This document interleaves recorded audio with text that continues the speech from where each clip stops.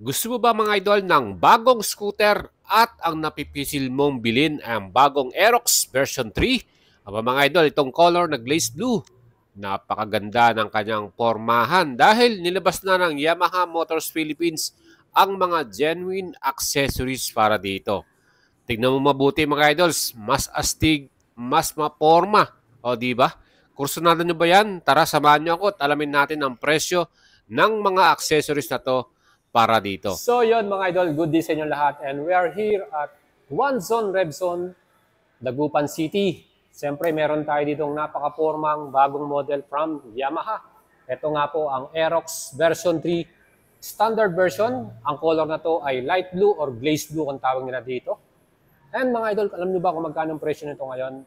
125,900 pesos. Bibili nyo ng cash, add lang kayo ng 2,000 pesos para sa ating cash payment na 127,900. And alam nyo, itong color na to, glazed blue, pinakamabenta to sa lahat ng color. Ayan, napakadami po nagme-message sa atin. Halos everyday may nagtatanong, saan ba makakabili ng glazed blue or light blue color na ganito? Siyempre, iba kasi yung dating niya, no? Kala mo color white, no? Pero yung combination niya, ang ganda, sticker, blue and white, no? And siyempre, meron din tayong color na dark blue rin dito. Yan. So mga idol, kung gusto natin ito, pwede kayong magpili or pumunta rito sa One Zone Red Zone at meron silang mga available unit, cash man yan or installment. And ang ating feature for today, mga idol, alam nyo kung bakit. Meron tayo ditong mga genuine accessories from Yamaha. So, again, available na rin dito sa kanila sa Red Zone, One Zone. And mabibili mo na dito ang bagong winglet na to. Color black siya, set na yan. Ang presyo nito, 5,500 pesos. Pero siyempre mga idols, meron silang package 1. Included na rin ang carbon fender na may presyo naman na 7,800. Ito mga idols, talagang legit. Carbon fiber yan mga idol, ano? Made by Yamaha. Siyempre, genuine yan. Mabibili mo lang sa mga Yamaha 3S shop. Iba kasi yung dating pang naka-carbon ka, no? Tapos plasma, meron ka pang winglet. At dito sa ibabaw naman, meron din tayong clear visor. Yan naman ay may presyo ng 1,300 pesos. Again, mga idols, depende po sa Yamaha store na pupuntahan ninyo kung kayo po'y bibili ng mga accessories na to, no? At siyempre, meron pa tayo ditong iba pang mga package. Ganitong handguard. Color black din ito. Set na rin yan. Left and right side.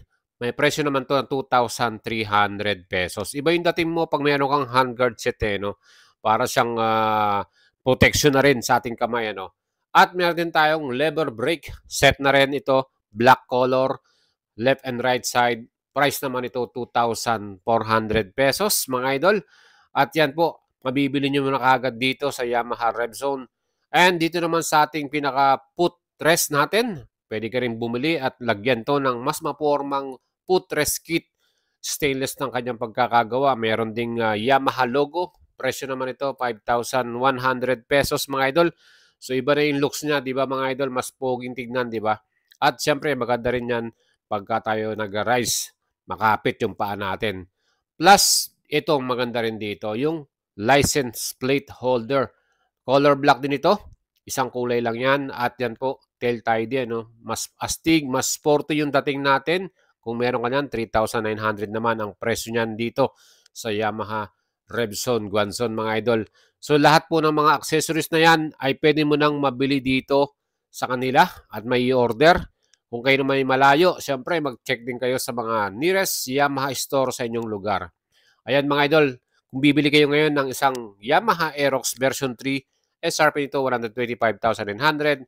Sa installment naman, minimum down payment 18,885.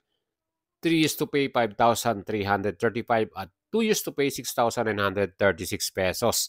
Depende sa inyo mga idols, kung lalakihan yung down payment, mas bababa pa ang inyong monthly payment. Pwede kayong mag-message sa mag-PM sa Yamaha Guanzon Revzone para sa mga accessories na gusto nyong bilhin. Alam ko, per package yan. So, meron tayong package 1. Included sa package 1 natin ang winglet, color black na yan, set na yan. Carbon fender at itong glass visor o yung clear visor natin. So, yan po ang ating package 1. Nasa 14,000 plus yan pagka binili mo lahat. So, isang package na yan.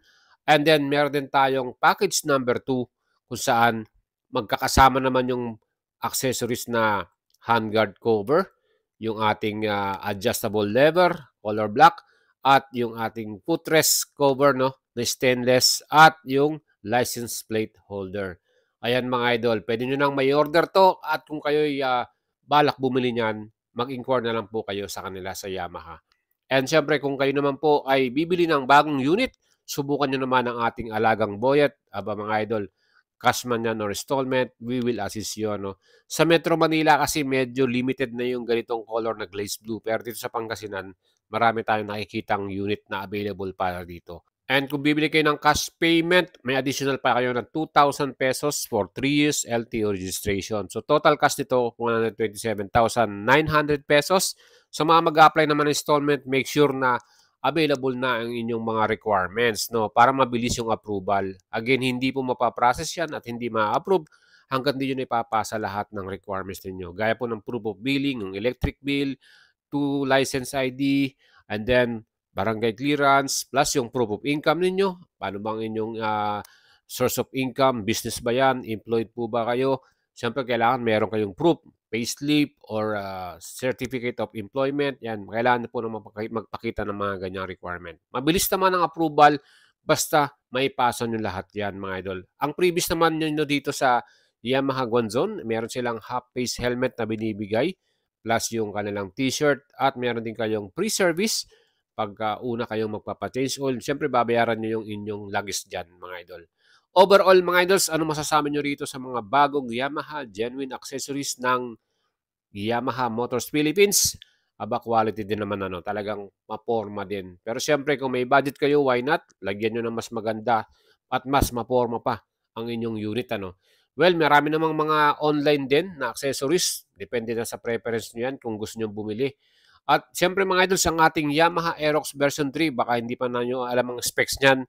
Ang engine type nito ay 155cc, liquid cooled po ito, no? At siyempre yan din po ay merong single cylinder, single overhead camshaft.